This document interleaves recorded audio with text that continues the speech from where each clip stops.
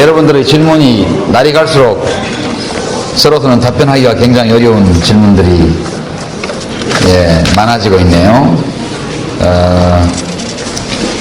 오늘은 좋은 질문들이 참 많이 나왔는데요. 다 소개하기에는 시간이 없어서 아주 탁월하게 창의적인 질문 한 두 가지 오늘도 소개를 하겠습니다.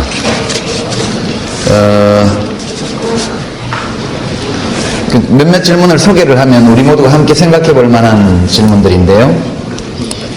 생명공학부 김형규 학생이 이 지역의 경제발전 또는 침체하고 대학 지역에 소재 있는 대학 사이의 관계에 대한 질문을 주셨고요. 또 매우 의미 있는 질문인 거로 생각을 합니다.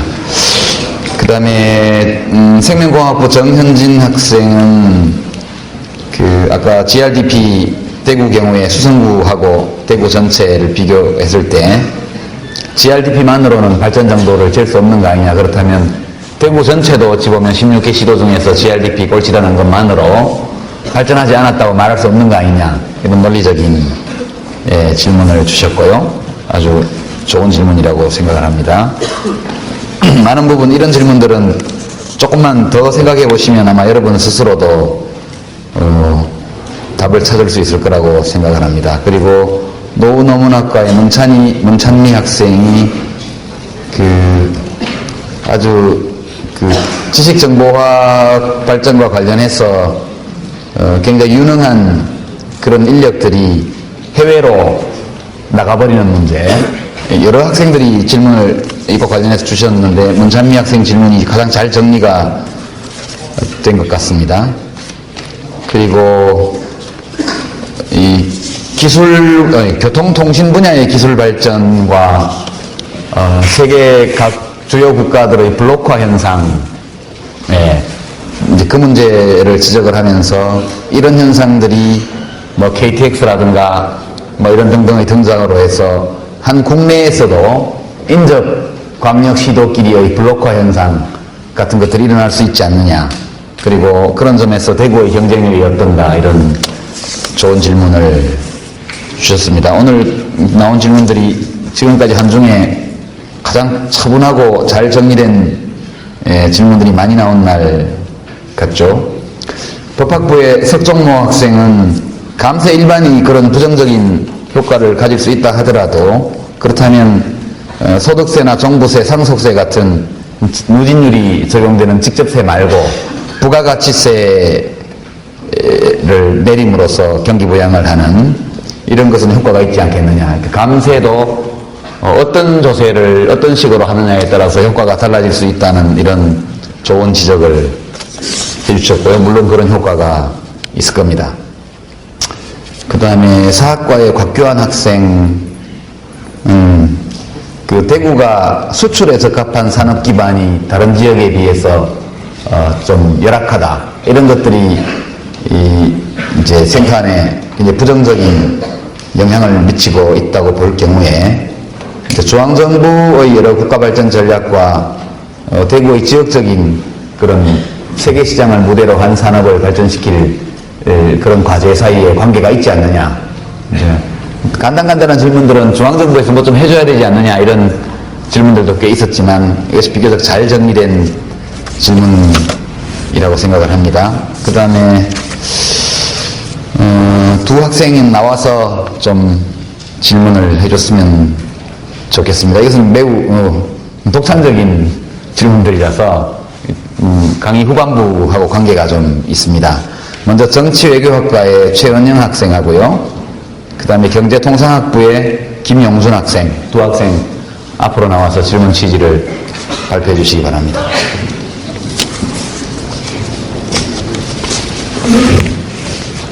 네, 먼저 최은영 학생 참고하실래요? 네. 자, 이 마이크 이걸 해야 돼. 네. 안녕하십니까. 저는 정치외교학과 08학번 최은영입니다. 제가 질문 드린 거는 아까 경제 성장을 가져오는 요인에 관련된 질문인데요. 이번에 기술이 있었고 또 알파 요인으로 뭐 지식 정보화 시대에 걸맞는 요소가 있었는데요. 제가 작년에 논술 준비를 하면서 기사를 봤을 때 우리나라의 삼성보다 영국의 조앤 K 롤링씨의 해리포터 훨씬 더 많은 돈을 번다고 했거든요. 그렇다면 한 국가에 있어서 궁극적인 경제 성장에는 기술이 더 훨씬 이득을 보는지 아니면은 한 가지 독창적인 아이디어가 그러니까 지식이 훨씬 더 경제 성장에 도움을 주는지 궁금해서 질문을 드렸습니다.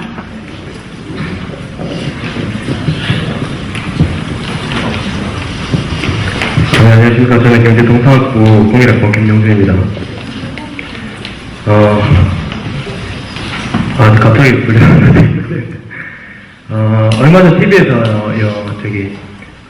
우리 인간들의 우리 인간들의 모든 산업과 생활이 너무 석유에 중독돼 있고 편향돼 있고 집중돼 있지 않나, 이런 문제를 지적한 호모 웰리코스라는 다큐멘터리를 KBS에서 봤는데요. 거기 내용에 따르면 한 2010년, 11년쯤에 석유 생산량이 전 세계적으로 최대 지점에 이르고 그 뒤로는 급격히 감소하면서 석유 유가가 비정상적으로 급등한다고. 이제 그런 일이 일어나면 특히 이제 석유를 원료로 하는 모든 산업들이, 특히 물류 같은 그런 산업들이 큰 타격을 입고, 저희가 이제 싼 값에 잘 먹던 식품 같은 거, 외부에서 들어오는 거, 뭐 수입하는 거, 타 지역에서 나는 식품 같은 것들이 가격이 크게 오르고, 그래서 저희 생활이 힘들어지는데, 그런 일들이 만약 현실화된다면 경제 자체가 아까 지역화 블록화되는 것처럼 거의 모든 경제 현상들이 이제 지역에 집중되고 자족해야 되는 그런 상황이 벌어질 수도 있는데, 그런 일들이 일어났을 경우에 그렇다면 이제 저희 대구 같은 지역 경제에는 어떤 영향을 미치게 되고 지역적으로 국가적으로 어떤 대책이 필요한지 궁금해서 질문을 드렸습니다. 쭉. 네, 박수 주시고요. 네, 지금 김영준 학생 질문 같은 경우는 이제 지금 아직 20대니까 그 개인적으로도 타당성이 있는 의문인 것 같습니다. 20년, 30년 후를 내다보고 여러 가지 문제를 고민하는 사람이라면 당연히 석유라는 화석연료를 주된 에너지원으로 사용하는 문명이 석유 고갈이라는 상황에 직면했을 때 어떤 변화를 겪게 될 것이고, 그 시점에서 도시의 운명은 어떻게 될 것인가, 그리고 각 지역별로 한 국민국가의 경제적 독립성, 독자성, 또는 그 국민국가 안에 공존하고 있는 여러 지역 단위의 경제구조, 이런 것들이 필연적으로 겪게 될 변화가 어떤 것인가, 우리의 상상을 초월하는 어떤 변화들이 있을지도 모르죠. 그때 가서 굉장히 히트칠 산업을 예측해서 지금부터 준비한다면 한 20년 후에는 대박을 터뜨려서 큰 부자가 될 수도 있다고 저는 생각을 합니다. 오늘 강의에서 직접 다루지는 않습니다만 되게 간접적인 연관을 여러분들이 발견할 수 있을 것으로 생각합니다. 이제 아까 못다한 얘기들을 좀 더 하죠. 최고 나서 경제지리학이라는 분야, 제가 지난 시간에 여러분께 한번 말씀을 드렸는데, 폴 크루그만 교수가 이번에 노벨 경제학상을 받을 때 무역이론이나 성장론을 경제지리학적으로 재해석한 그런 공로가 굉장히 큰 비중을 차지한 걸로 알려져 있습니다. 사실 지역발전론 또는 경제성장론은 어찌 보면 이 국제화된 시대에는 경제지리학적으로 해석하는 것이 더 타당할 수도 있다. 자, 이런 통찰을 우리에게 제공해 주었죠. 그래서 우리가 전통적으로 어느 지역 또는 한 국민국가도 지역이니까요, 하나의 국민국가 또는 하나의 국민국가 안에 있는 하나의 지역이 어떤 이 앞서 말한 그런 요인들에 의해서 경제발전이 이루어진다고 할 때 그것이 그 변수들 사이의 관계가 어떠한가, 그거에 대해서 합의가 없다고 그랬죠. 전통적으로 경제학자들이 경제성장을 부추기는 여러 요인들이 어떻게 서로 관계를 맺어서 한 지역의 경제를 발전시키고 또 몰락시키느냐, 그걸 설명하는 아주 전형적인 모델을 하나 여러분에게 소개해드리죠. 조금 조금 수학적으로 처리를 하기 때문에 좀 불편해 보일지 모르지만 굉장히 간편하다 그런 느낌을 여러분이 가질 수 있을 만큼 간단한 모델을 하나 가지고 왔습니다.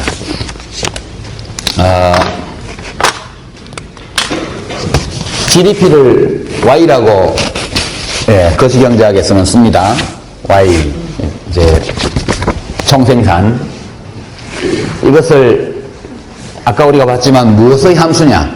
그러니까 한 국가의 국민 총생산이라는 것은 어떤 요인의 영향을 받느냐? 어떤 독립 변수들이 있고 그 독립 변수들이 작용한 결과로서 국민소득 혹은 국민 총생산이 나온다. 이런 사고방식입니다. 보면 뭐의 함수냐 하면 제일 먼저 천연자원은 빼겠습니다. 천연자원은 인간이 어떻게 할 수 없는 그래서 영향을 미칠 수 있는 폭이 굉장히 적습니다. 그런 것들은 상수로 취급해서 빼버려도 별로 관계가 없기 때문에 빼버리고 기본적으로 자본의 양 캐피탈 C라고 안 쓰고 K라고 씁니다. 이거는 칼 마르크스 유명한 자본론의 제목이 다스 카피탈 독일어의 K로 시작이 돼서 이렇게 된 거 아닐까 이런 추측을 하는데 정확히는 모르겠어요. 영어 사용 지역에서도 다 자본은 K로 많이 씁니다. 그럼 노동력이 중요하다고 그랬죠. 노동력 L. 옛날에는 뭐 토지 뭐 이런 걸 넣었습니다만 그건 다 빼고 되게 옛날에는 두 가지라고 생각했습니다. 지금도 경제학 교과서에 보면 뭐 기술 이런 걸 강조하긴 하지만 기본적으로 노동력과 자본 이 두 가지를 생산 요소로 생각을 합니다. 18세기, 19세기에는 토지, 노동, 자본 이렇게 얘기를 했죠. 제가 고등학교 다닐 때 배운 사회 시간에도 그 당시에 3대 생산 요소 그래서 토지, 노동, 자본 이렇게 나옵니다. 토지는 요즘은 다 빼죠. 이것이 이제 전통적인 생산 함수입니다. 생산 함수. 여기 독립 변수가 있고 종속 변수가 있고. 그래서 여기선 국민소득은 또는 한 사회의 부는 그 사회가 가지고 있는 자본의 양과 노동의 양에 달려있다. 이렇게 말로는 해석할 수 있습니다. 이것은. 근데 이렇게 쓰니까 간단하죠. 요새는 한 사회의 부는 뭐에 의해서 좌우되냐? 전통적으로 자본과 노동력도 있지만 테크놀로지, 기술의 함수다. 기술의 함수다. 이렇게 씁니다.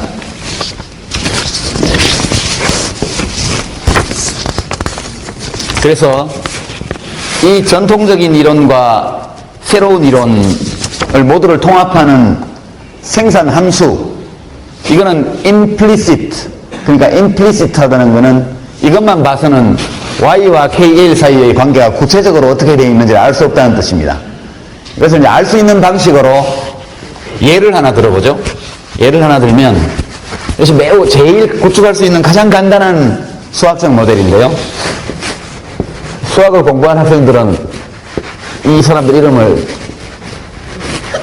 들어봤을지도 모르겠는데, 컵 더글라스 프로덕션 펑션. 이거 보통 대학원 과정에서 다루는 모델입니다. 학부에서는 잘 안 다루는데 너무나 간단한 모델이기 때문에 여러분도 모두 다 이해할 수 있을 것으로 저는 생각을 합니다. 이렇게 써요.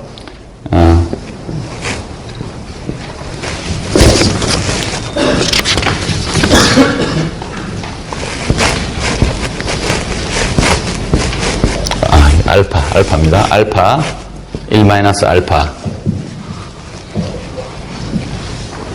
그리고 앞에 t를 붙입니다.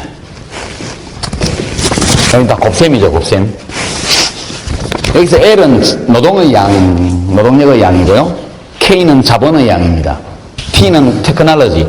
이것을 없애버리면 이것은 옛날 모델이 되고 이걸 넣으면 새로운 모델이 됩니다. 일단 T를 상수로 취급을 합니다. 여기서 정해진 크기다.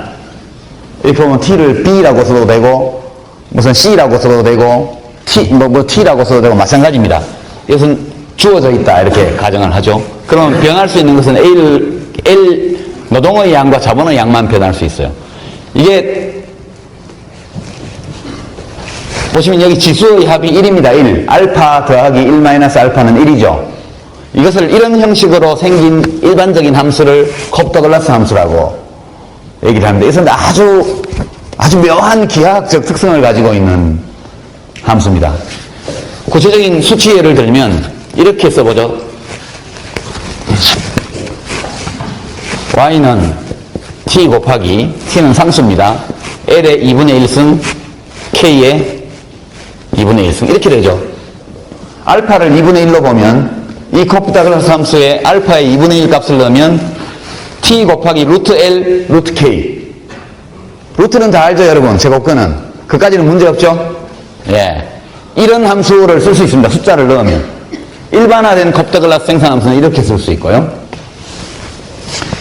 이게 학생들 중에 그 질문을 이메일로도 보내왔는데, 자본의 양을 주어진 것으로 보고 노동량을 계속 늘리면 노동의 한계 생산력은 체감한다고 그랬죠. 주어진 자본량에 계속 많은 노동력을 결합시키면 생산량이 증가는 하겠지만 생산량의 증가 속도는 노동 투입량이 많아질수록 감소한다고요.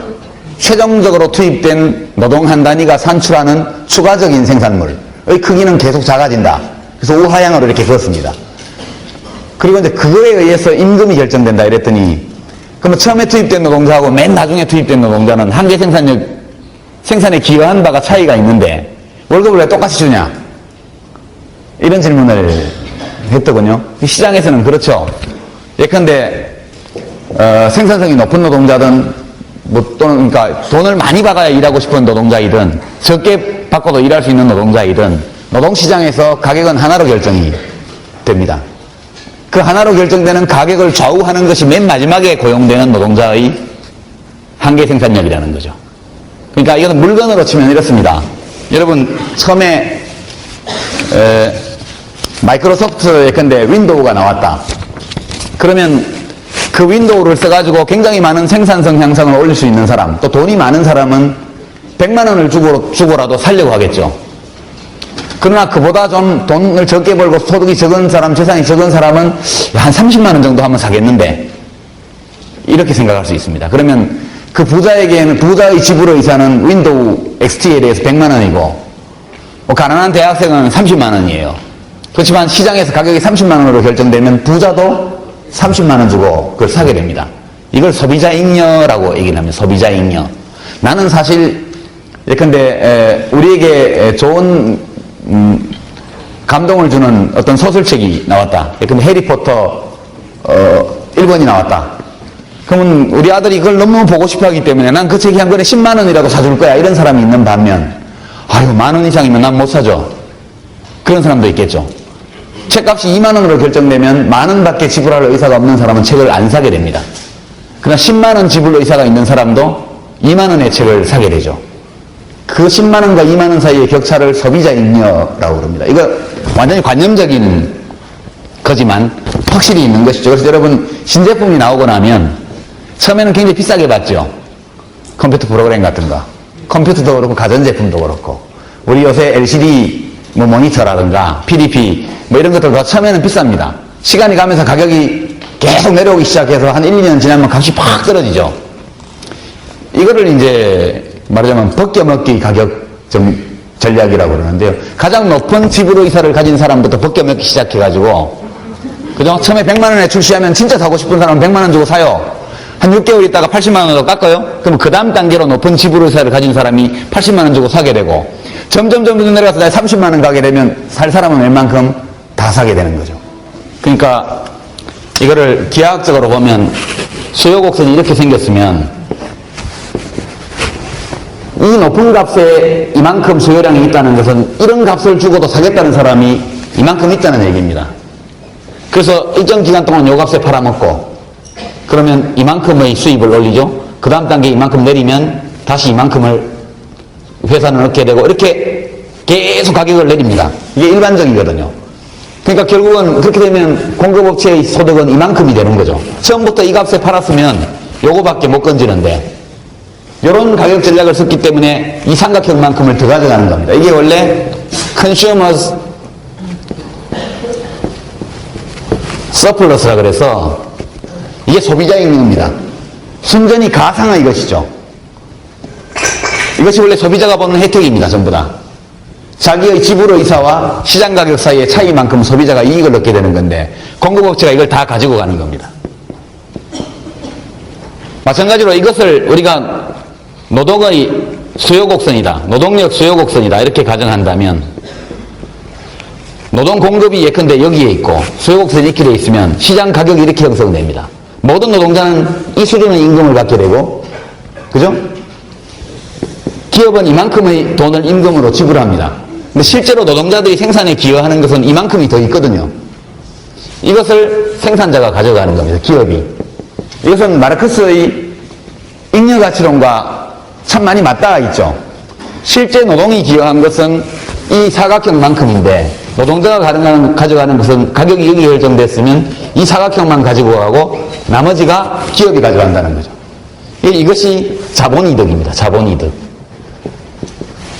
그러니까 이건 굉장히 복잡한 이론적인 모델이지만 여러분 시장 가격이라는 것은 노동력의 시장 가격은 그 사람이 실제 생산에 얼마나 기여했느냐와 무관하게 최종적으로 고용되는 사람까지를 포함한 그 노동시장에서의 임금, 노동의 가격에 의해서 모든 노동자에게 이론적으로 볼 때 똑같이 적용이 됩니다.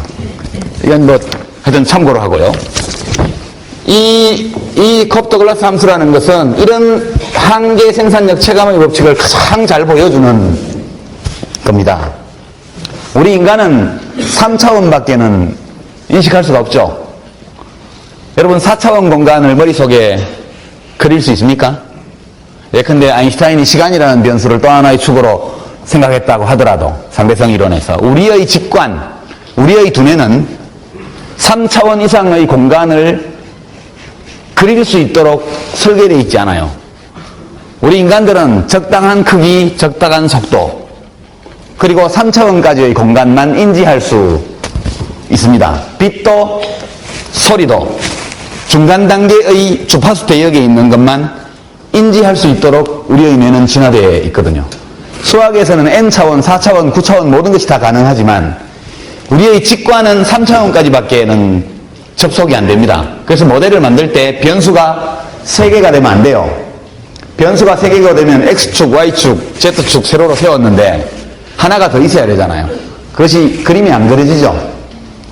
그래서 컵더글라스 함수에서 이것을 상수로 취급합니다. T를. 테크놀로지까지 변수로 취급하면 4차원 공간을 머릿속에 그려야 되기 때문에 할 수가 없어서 요거를 상수로 취급을 합니다. T를 주어진 걸로 바를 넣어서. 그리고 이제 입체 공간도 이해하기 굉장히 어려워요. 우리가 책에다가 그림을 그리면 입체를 그릴 수는 있지만 그것이 명료하게 입체로 나타내지지 않아요. 그래서 우리가 여기서 다시 K를 주어진 걸로 간주합니다. 오로지 노동량만 변화시킬 수 있다고 가져가는 겁니다.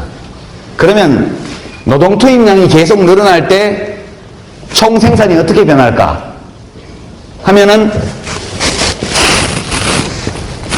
여기가 L이고 여기가 Y고 여기서 K는 주어져 있고 T도 주어져 있습니다. 이것은 변수가 아니죠. 더 이상 상수로 이미 환경적으로 주어져 있는 겁니다. L을 계속 늘려나가면 총생산 곡선이 이렇게 간다는 겁니다. 그리고 증가해요. 계속. 그리고 이 곡선 위에 이 곡선의 기울기, 곡선 위의 각점에서의 기울기는 뒤로 갈수록 낮아집니다. 이것이 우리가 마지막 보강 시간에 다시 한번 다루게 되겠지만 이 함수의 특징이에요. 이 기울기는 양입니다. 항상 양. 그러니까 기울기가 양이라는 것은 양의 값이라는 것은 노동량을 계속 투입해도 줄지는 않고 늘어나긴 늘어난다는 거예요. 그러나 이 기울기, 이 곡선의 위의 각 점에서 접선을 껐을 때 이 접선의 기울기는 노동 투입량이 늘어날수록 기울기가 낮아진다는 겁니다. 감속적이라는 거예요. 감속적으로. 그러니까 이 함수를 미분하면 미분에 대해서 너무 골치 아프게 생각하지 마십시오. 미분하면 이렇습니다. 미분한다는 것은 얘가 변할 때 얘가 어떻게 되는지를 알아보는 겁니다. 미분 공식은 여러분 y는 뭐 x자승 플러스 x 플러스 1이다 이렇게 이거 미분하면 dy dx 이렇게 하면 2를 앞으로 내리고 x에 플러스 1 이렇게 해서 끝나죠. 이 정도는 여러분이 이해할 수 있죠. 이것도 몰라요? 이 정도는 알죠? 이 단순한 공식입니다. 여기 있는 지수를 앞으로 내리고 거기서 1을 빼고 그럼 여기 상수가 있는 것은 날려버려요. 간단합니다. 그게 미분의 아주 기본적인 공식인데 여기서 이걸 하는 이유는 대수학적으로 한번 보는 겁니다. 편미분이니까 이걸 다 변수로 치면 이렇게 씁니다. 기호만 좀 달라요. dy, dl 이렇게 하면 t는 상수죠. 여기서 t는 그냥 있고 이걸 미분합니다. 이거를. 그 다음에 k도 주어져 있다 그랬으니까 k 2분의 1승 있고 2분의 1이 앞으로 나오고 l에 마이너스 2분의 1 이렇게 됩니다. 그죠? 미분하면 1차 편미분을 하면 t 값은 양이고 k 값도 양이고 2분의 1도 양이고 얘도 l 자체가 양의 값인 이상은 양이죠. 왜 양이냐? 이건 루트 l분의 1이잖아요. 이게 l 값이 양이 나는 이 값도 양일 수밖에 없습니다. 그러니까 이 기울기가 항상 이 총생산 곡선, 이게 총생산 곡선이라면 이 기울기가 항상 양이라는 겁니다. 곡선은 위로 올라간다는 뜻입니다. 이렇게 한 번 더 미분하면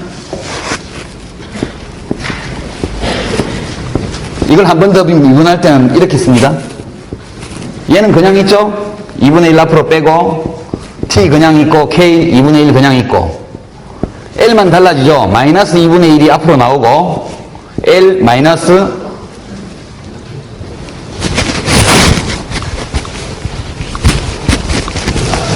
여기서 1을 빼니까 마이너스 2분의 3 이렇게 됩니다.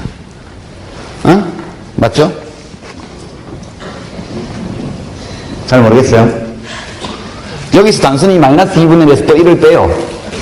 그럼 마이너스 2분의 3 이렇게 됩니다.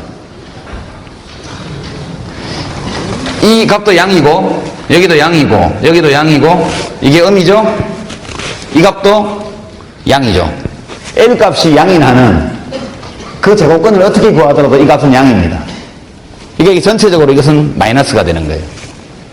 그래서 대수학적으로 이 그래프의 기울기가 L의 투입량이 늘어날수록 내려간다는 뜻입니다. 이게 1차 미분값이 한계 생산력이에요. 한계 생산력. 기여도, 생산 기여도. 2차 미분값은 생산 기여도가 가속적으로 가느냐, 평평하냐, 감소하느냐를 나타내는 겁니다. 이건 감소하는 거죠. 한계 생산력이 감소한다는 거예요. 2차 미분에서. 2차 편미분에서. 이 얘기를 기하학적으로 쓰면 총생산 곡선은 이렇게 돼 있고 한계 생산력 곡선은 이렇게 내려간다는 뜻이죠. 이 곡선은, 이 직선 또는 곡선은 이 기울기가 어떻게 변하는가를 나타내는 겁니다. 여전히 양의 값이지만, 그죠? 여기가 0이니까, 여기가 L이고, 여기가 Y니까, 여전히 노동투입량을 계속 늘려도 이것이 생산량의 증가에 기여하고는 있지만, 생산 증가에 기여하는 정도가 계속 줄어든다는 뜻입니다. 이것이 노동의 수요 곡선이다. 이렇게 경제학자들은 해석하는 거죠. 이렇게 되어 있습니다. 이게 이제 이른바 수학적인 이론적 처리 과정입니다. 예컨대 콕 더글라스 생산함수를 우리가 가정할 때, 그리고 이것은 잠재 성장률 계산이라든가 뭐 이런 걸 할 때 되게 많이 활용하는 생산함수 중에 하나입니다. 이거는 여러분이 잊어버려도 돼요. 이런 거 논증하라고 시험 문제에 절대 안 냅니다. 이거를 전체적으로 딱 요약하면 다른 생산 요소의 양을 일정하다고 가정하고 하나의 생산 요소의 투입량을 계속 늘려나가면 그로 인해서 총 생산은 늘어나지만 늘어나는 속도는 그 요소의 투입량이 늘어남에 따라서 감소한다. 딱 한마디로 하면 생산 요소의 한계 수학 또는 한계 생산력은 체감한다. 이것을 한계 생산력 체감의 법칙이다. 이렇게 얘기하는 겁니다. 여러분들이 계산 과정에 대해서 깔끔한 이해는 안 됐을지 몰라도 직관적으로 이것이 뭘 의미한다는 것은 어느 정도 이해할 수 있다고 보고요. 부족한 것은 나중에 다시 한번 보충하도록 하겠습니다. 자, 이제 경제지리학적인 관찰로 돌아가죠. 우리 머릿속에 저 콕 더글라스 생산함수 같은 것이 있다고 가정을 해요. 뭐 그게 옳든 그러지 않든 옳지 않든 간에 하여튼 있다고 가정을 합니다. 그러면 이제 지리학을 하려면 두 지역 이상이 있어야 돼요. 두 나라 또는 대구와 부산이라는 두 지역, 여하튼 둘 이상의 지역적 단위가 있어야 우리가 지리학적으로 뭔가를 연구할 수가 있습니다. 그래서 우리가 두 나라 또는 두 지역이 있는 모델을 한번 구축을 하는 겁니다. 아까 앞에서 본 것을 염두에 두고 제가 세계가 두 나라로 돼 있다고 가정을 합니다. 세계가 두 나라로 돼 있다. 그 생산 요소는 두 가지가 있다. 노동과 자본.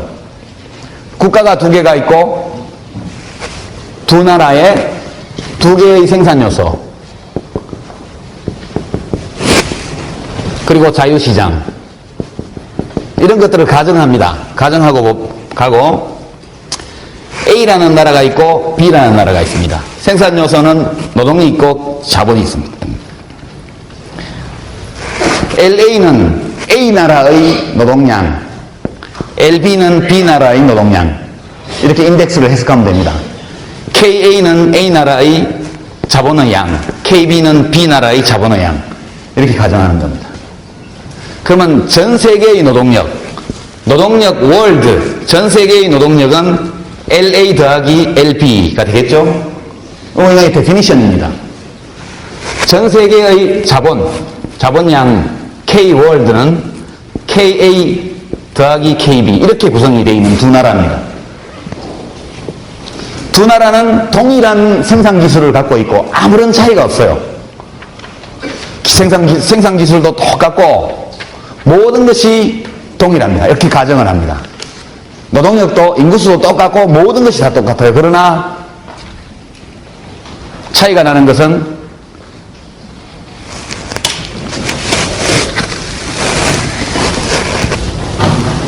생산 기술이 똑같다는 것은 노동의 한계 생산력 곡선이 똑같다는 뜻입니다. 아까 우리가 본 생산 함수가 똑같다면 두 나라는 똑같은 노동의 한계 생산력 곡선을 얻게 돼 있어요. 기술 수준이 똑같으니까. 그리고 이게 원래 지난 시간에 하려고 했던 건데요.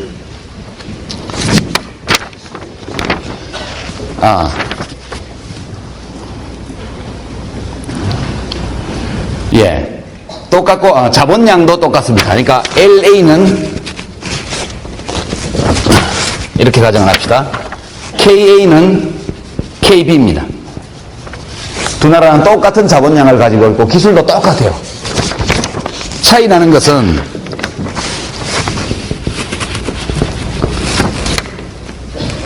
이게 A 나라입니다. 이게 B 나라. 이게 세계 전체의 노동력의 양입니다. 그럼 여기가 LA, 여기가 LB가 됩니다. 그렇겠죠? 이건 다 전부 다 데피니션입니다.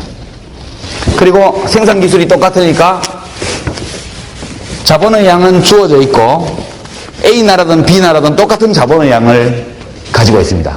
두 나라가 교역을 하지 않는 상태에 있다고 가정해보죠. 두 나라는 무역을 안 합니다. 거래도 안 하고 자본도 이동할 수 없고 노동력도 두 나라 사이에 이동이 안 되는 그런 상황으로 한번 가정을 해보죠. 그 옛날에 교통수단, 통신수단 이런 게 별로 없을 때 세계의 상태와 비슷합니다. 노동 공급이 여기 있다면 A 나라의 노동 공급이 이만큼이고 B 나라의 노동 공급이 이만큼이라면 노동 공급이 여기 있고 이게 노동 수요 곡선이라고 그랬습니다. 노동이 생산에 기여해서 뭔가를 더 만들어낼 수 있는 만큼 임금을 준다고 가정을 할 때 이 한계 생산력 곡선은 노동의 수요 곡선에 해당합니다. 그러면 A 나라는 아니지 여기지 이 최초의 자급자족 시대에는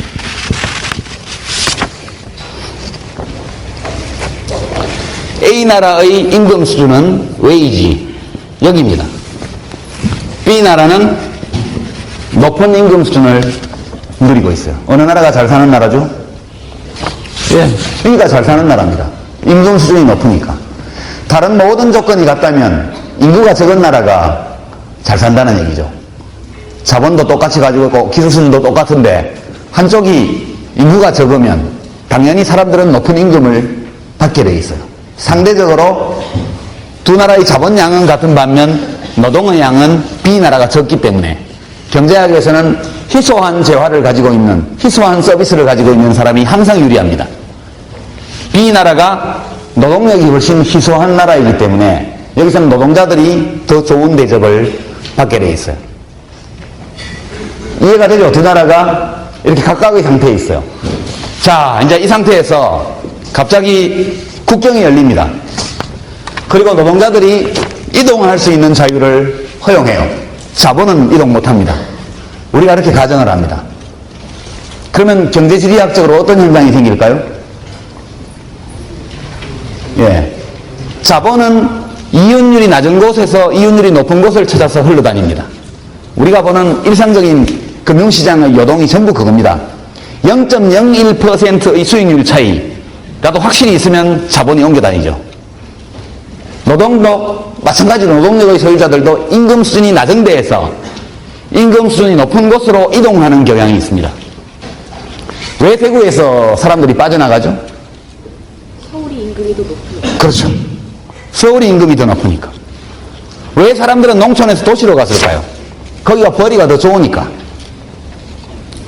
그러니까 마치 물이 높은 데서 낮은 데로 흐르는 것처럼 생산 요소는 그 생산 요소가 제공하는 서비스에 대한 보상이 많은 곳을 찾아서 이동하도록 되어 있습니다. 이것은 마치 자연 법칙과 거의 비슷한 것이죠. 이것은 인간이 우리가 첫 시간에 봤던 이기적이고 합리적인 존재라고 가정할 때 반드시 생길 수밖에 없는 현상이죠.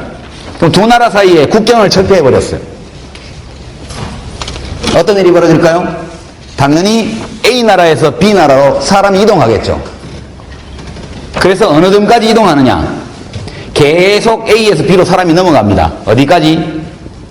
모든 것이 똑같다면 양쪽은 대칭적이기 때문에 여기까지. 두 나라 사이에 두 나라의 임금이 같아지는 시점까지. 이것을 웨이지, 이퀄리브리움, 균형을 의미하는 E를 쓸게요. E. 두 나라는 임금 수준이 동일하게 됩니다.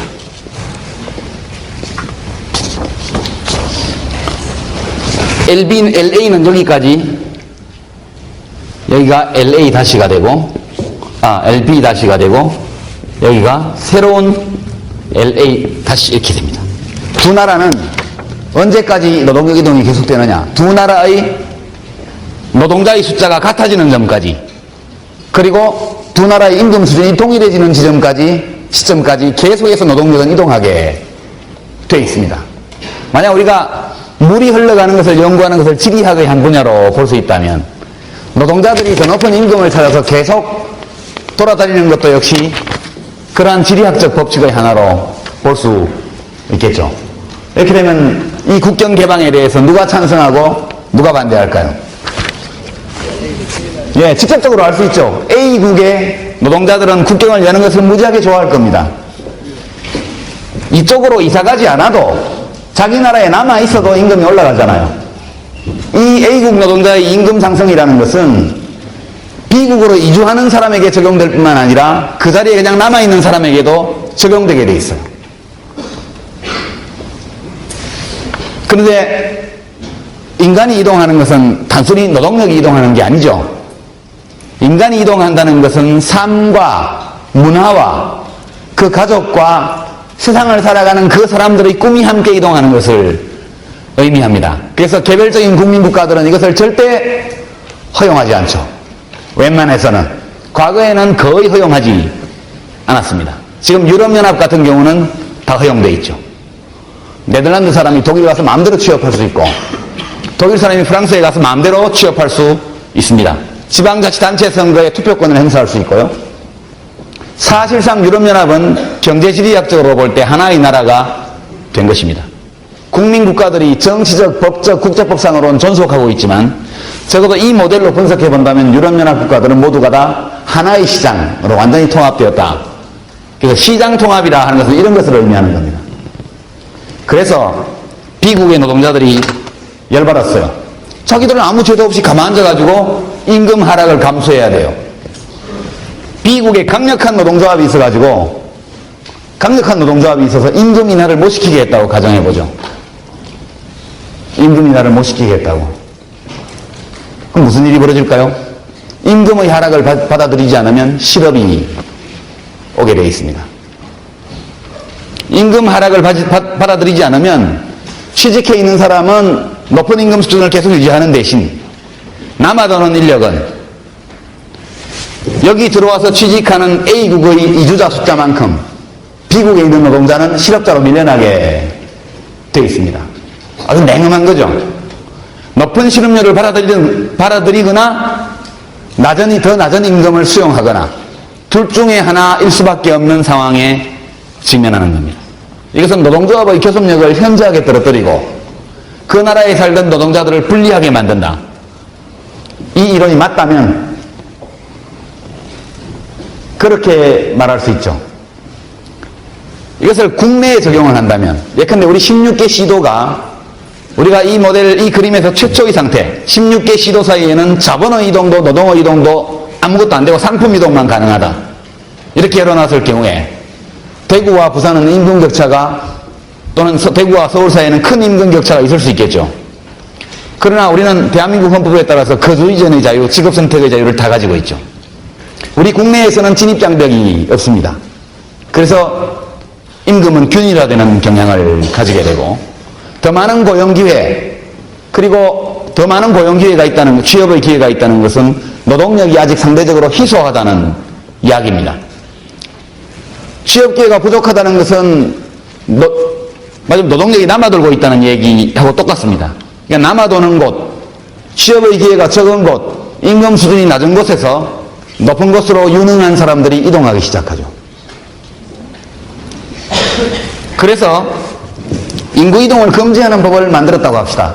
더 이상 A국과 B국 사이에 어떤 노동력의 이동도 안 돼. 그 대신 자본이 이동하는 길을 열어주자. 지금 요즘 신자유주의 세계화, 자본의 자유로운 국경을 뛰어넘는 자유로운 이동을 허용했죠. 결과는 어떨까요? 결과는 똑같습니다. 노동의 이동을 완전히 막아놔도 자본이 이동한다면 똑같은 효과를 내는 거죠. 이 그림을 다시 한번 봅시다. 자본이 이동하면 노동이 이동할 때와 다를까? 선진국들이 왜 노동력의 이동에 대해서는 얼마나 혹독하게 합니까? 미국 이민국, 그죠? 멕시코하고 국경에다가 장벽을 치고 사냥개 무슨 탐지견과 각종 고성능 장비를 갖춰가지고 이민자들이 못 오게 막죠. 그러는 미국이 자본이동에 관해서는 자본이동을 가로막는 모든 규제를 철폐하라고 지속적으로 세계를 상대로 요구를 해왔고, 그거 지금 자기 집에 불이 나서 아무런 담장이 없기 때문에 전 세계로 지금 번지고 있습니다. 미국은 왜 그렇게 할까? 이 모델에 따르면 노동자가 이동한다는 것은 자기들의 굉장히 불편한 여러 가지 문제를 가지고 와요. 돌봐야 되고, 그죠? 그리고 인프라도 많이 갖춰야 되고, 또 낯선 문화가 들어오고, 등등의 복잡한 이민정책 상의 문제가 발생하기 때문에 만약 자본의 이동을 허용할 경우에 이것과 똑같은 경제적 효과를 낸다면 자본 이동만 허용해 주는 것이 훨씬 유리합니다. 자본이 이동한다는 얘기는 A나라의 B나라의 자본이, B나라는 이렇습니다. 자본은 많고 상대적으로 노동력은 부족한 나라죠. 자본이 상대적으로 흔한 나라입니다. 흔한 자원은 불리해요. 여기서 안 나타나지만 자본 이동률은, 수익률은 틀림없이 A국보다 B국이 낮을 수밖에 없어요. B국의 자본이 이동하면 우리가 봤던 콥트글라스 생산함수에서 상수로 생각했던 자본 K, 그것이 감소한다는 뜻입니다. 당연히 개별 노동자들은 더 적은 자본에 투입돼야 되죠. 만약 B국의 자본이 A국으로 이동한다면, 해외 투자로 이동을 한다면 B국의 노동자들은 과거보다 적은 자본을 가지고 일해야 됩니다. 똑같은 수의 노동자가 더 적은 자본을 가지고 일한다는 것은 동일한 양의 자본량에 더 많은 노동자를 결합시키는 거하고 똑같죠? 결합 비율이. 당연히 한계 생산량은 떨어지게 되어 있습니다. 자본량이 감소하면 이 한계 생산력 곡선이 밑으로 내려오게 됩니다. 투입되는 매 단위의 노동력의 생산성이 더 적은 자본을 가지고 일할 때는 내려가는 거죠. 어디까지 내려가느냐? 결국 이 점까지 내려가게 됩니다.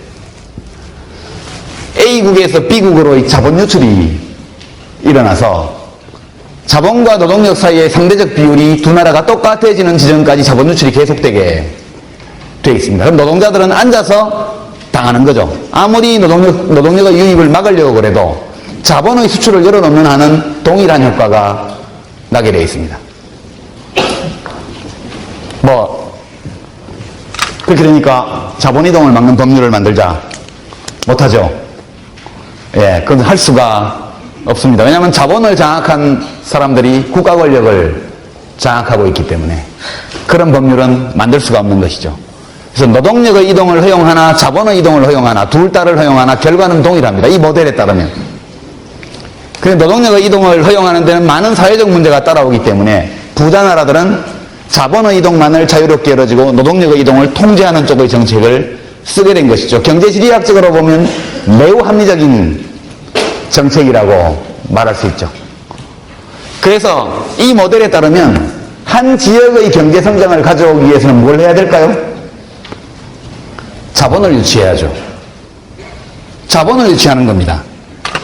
만약 이것이 A나라와 B나라가 아니고 대한민국에 있는 어떤 지역과 다른 지역이라면 그러면 이 이론을 알고 있는 정치가들이 우리 지역의 임금 수준을 높이고 사람들이 몰려들게 만들고 사람이 모여야 시장이 형성되고 상가가 장사가 잘 되고 자산의 가치가 올라가니까 그게 우리가 보통 생각하는 지역 발전입니다.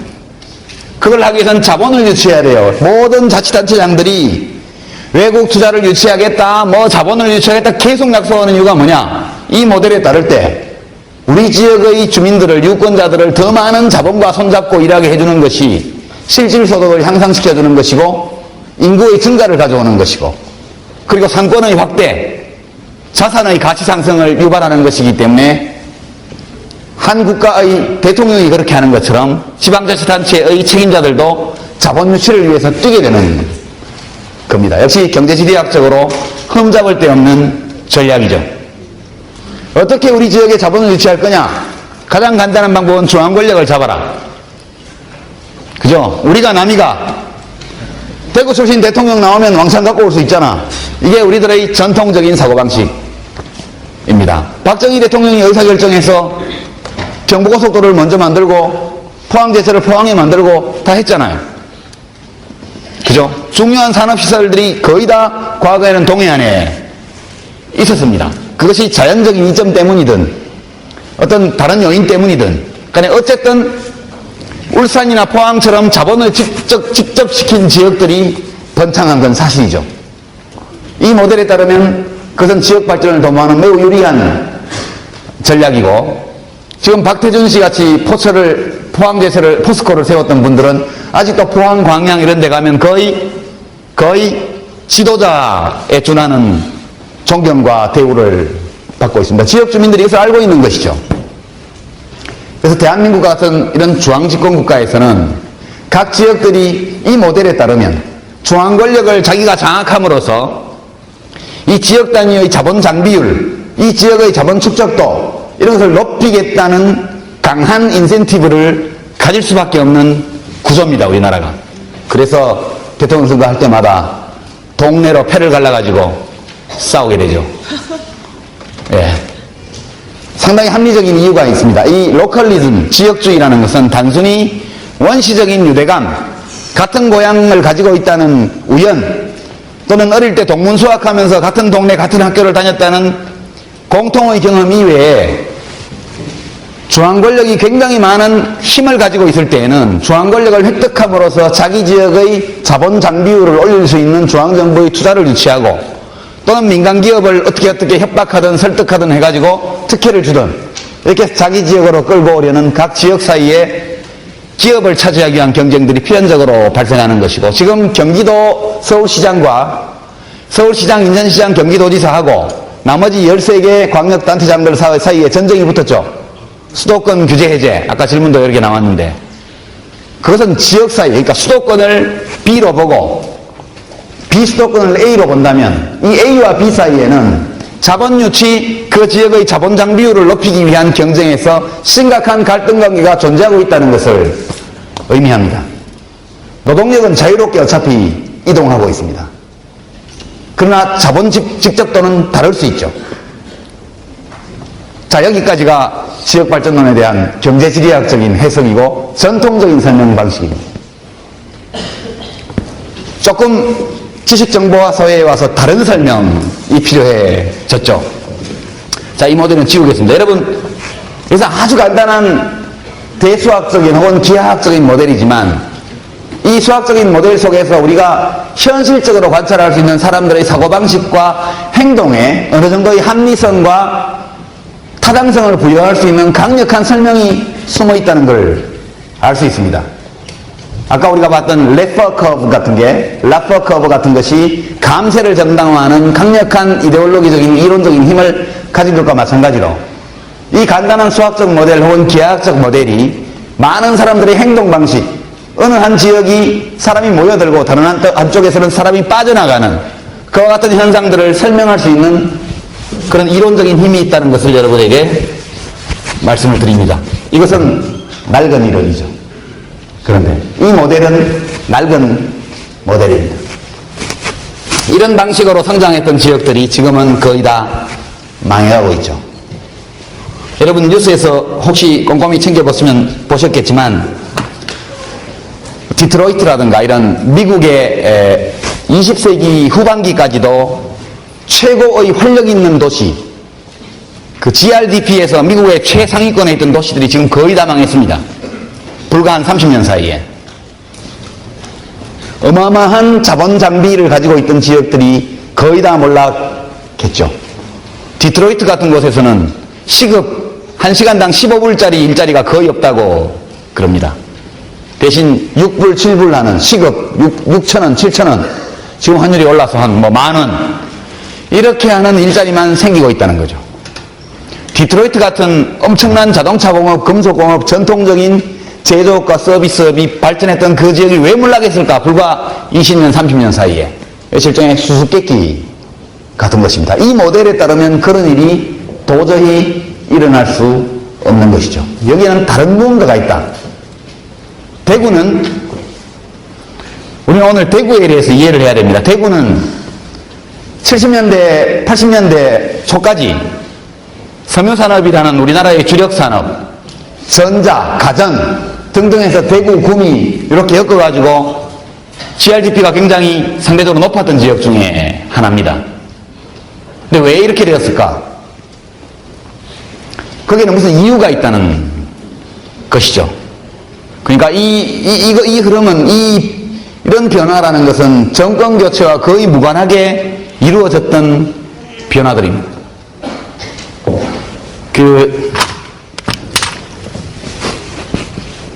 다시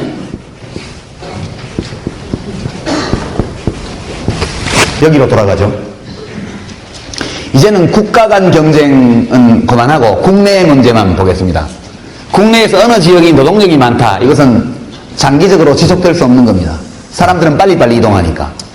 얼마만큼의 노동력이 있느냐는 것은 거의 의미가 없죠. 국내에서는. KTX 타면 대구에서 서울까지 1시간 50분이면 가지 않습니까? 이사 가는 것도 간단하고 그걸 막는 어떤 장벽도 없습니다. 국내에서는 노동력이라는 것은 의미가 없다. 지워버리죠. 자본은 여전히 의미가 있죠. 지금도 여전히 기업 유치를 하기 위한 치열한 경쟁이 벌어지고 있습니다. T는 시간의 함수라고 말할 수 있습니다. 시간이 흐르면서 과학기술 수준이 계속 발전하죠. 이 과학기술이라는 이 생산 요소에는 한계 수학 체감의 법칙, 말하자면 한계 생산력 체감의 법칙이 적용되지 않습니다. 기술 발전이라는 것은 자본의 생산성도 올리고 노동의 생산성도 올립니다.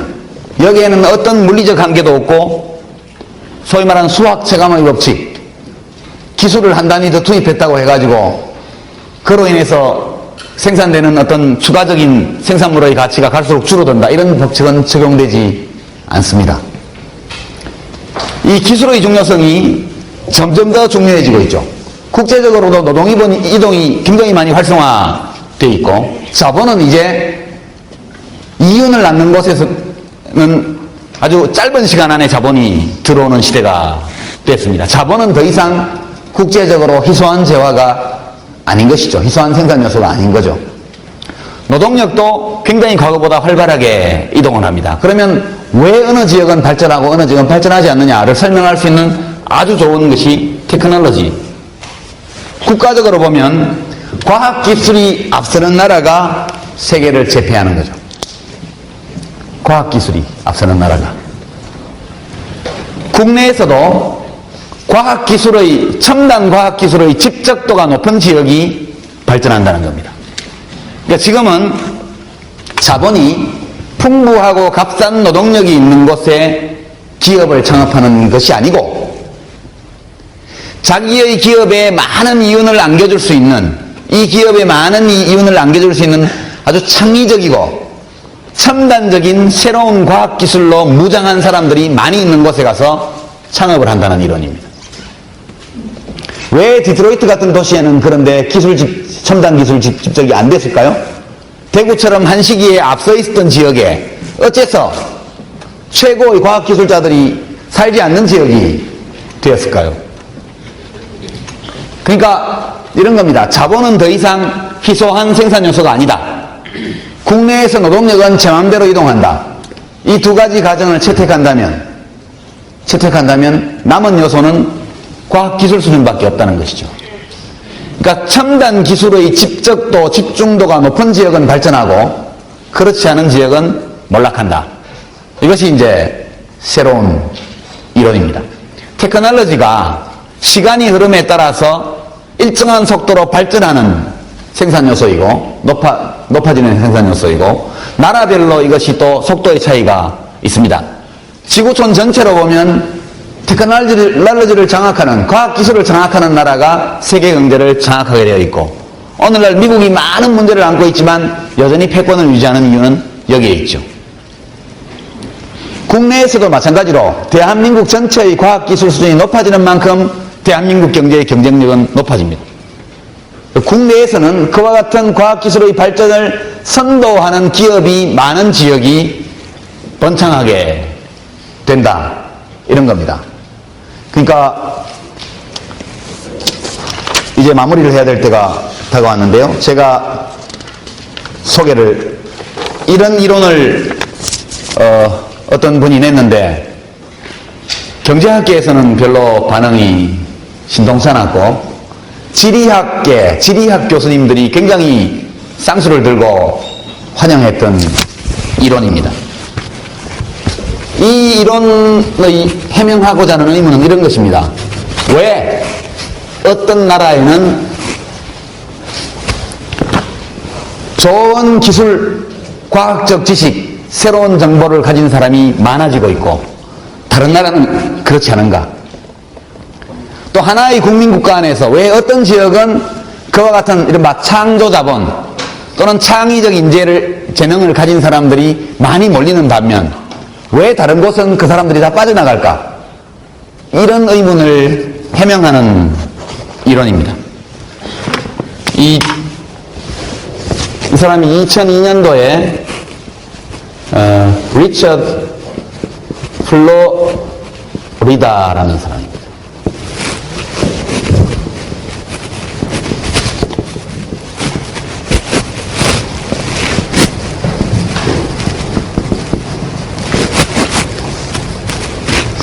The Rise of Creative Class, 그러니까 창조적 계급의 부상이라는 고 번역할 수 있는 제목의 책을 냈죠.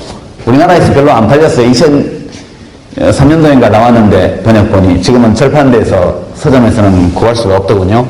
2006년도에 다시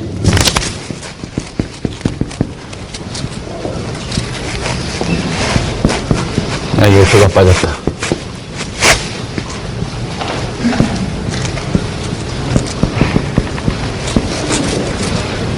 다시 이런 책을 냈습니다. Cities and Creative Class. 도시와 창조 계급.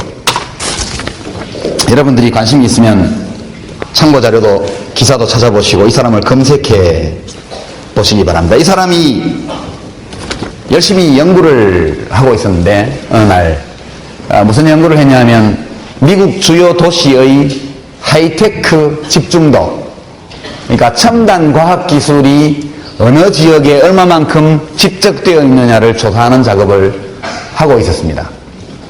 그것을 이제 하이텍 지수라고 얘기하는데요. 예컨대 그 지역 주민들이 가지고 있는 특허의 숫자부터 시작해서 그 다음에 뭐 대학원 이상 혹은 박사학위 이상 전문 교육을 받은 사람의 비율, 그 다음에 이제 그런 첨단 산업에 종사하는 기업의 숫자, 종사원의 수 등등 하이텍 지수.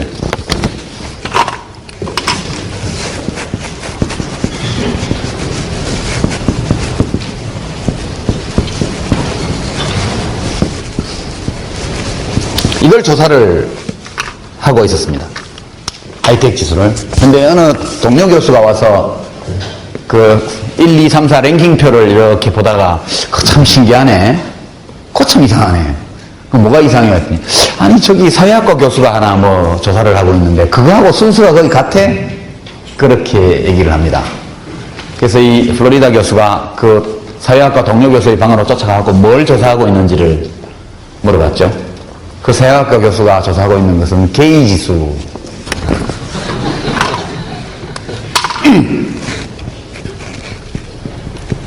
게이 지수는 그 도시의 주민 숫자 중에서, 주민 중에서 동성애자가 차지하는 비율을 인덱스로 만든 것이 게이 지수입니다. 근데 이 두 사람의 학자가 각각 조사한 하이텍 지수와 게이 지수 사이에는 놀라울 만큼의 유사성이 있었죠. 예컨대 10위권 안에 하이텍 지수 10위권 안에 드는 도시 중에 7개, 8개가 게이 지수 10위권 안에 든다든가. 예, 이런 식의 상관계수로 치면 1은 아니지만 한 0.7, 0.8 정도 되는 상관관계가 있다는 것을 발견하게 됩니다. 그래서 도대체 왜 하이텍 지수와 게이 지수 사이에 상관관계가 이렇게 깊을까? 이것을 조사하기 시작했습니다. 이 얘기를 들은 동료 교수들 중에는 게이 중에 천재가 많은 거 아닐까? 천만의 말씀. 동성애자 중에 특별히 천재나 영재의 비율이 높다는 증거는 전혀 없습니다. 낮다는 증거도 역시 없지만. 그래서 이것이 서로 간에 인과관계를 맺고 있지 않다면 어떤 제3의 요인 때문에 이 두 지수가 동시에 올라갔을 가능성이 크다. 둘 사이에는 직접적인 인과관계가 없습니다. 하나가 다른 것의 원인이 되는 그런 관계는 없습니다. 둘은 직접적으로는 관련되어 있지 않아요. 그러나 어떤 제3의 요인이 있어서 그 제3의 요인이 하이텍 지수를 올리는 쪽으로 작용을 하는데 동시에 필연적으로 그것이 게이 지수를 올라가게 하는 것이라면 그 제3의 원인은 뭘까? 톨레랑스. 예, 꼭 그것만은 아니고요. 예, 이렇습니다. 그래서 이 플로리다 교수의 주장의 여체는 이렇습니다. 이것을 연구한 결과 놀라운 또는 별로 놀랍지 않은 충분히 예상 가능한 결론과 경험적인 근거를 마련하게 됩니다.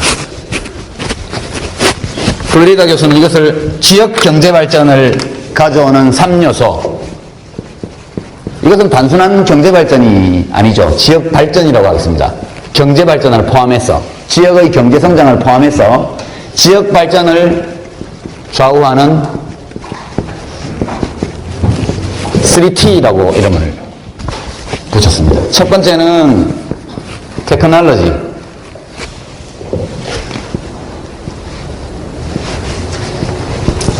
두 번째는 탤런트, 인재입니다. 인재. 첫 번째는 기술, 세 번째는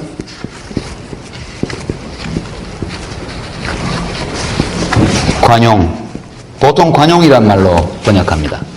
관용 또는 이해, 너그러움, 개방성, 이런 것들을 의미하는 단어죠.